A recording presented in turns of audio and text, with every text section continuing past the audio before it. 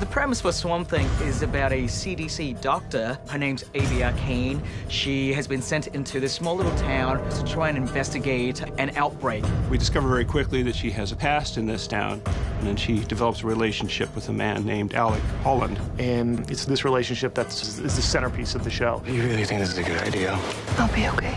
He's a guy who's slowly kind of losing his sense of humanity or who he was and evolving into this Swamp Thing. The Swamp Thing is a character who's not just a monster. Swamp Thing is a character who is torn between his worst instincts and his best instincts. It's a story about looking beneath the surface and seeing someone for who they are.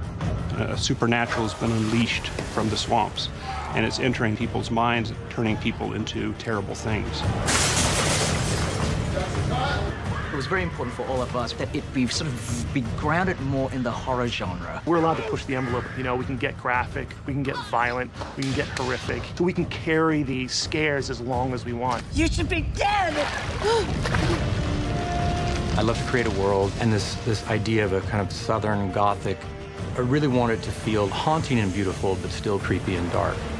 It's a show that, you know, wants to have a lot more practical effects. The first stop was Justin Rowley and his team. James Wan used them on Aquaman to great success. So we're creating an environment that feels real, that the actors can kind of sort of touch and see.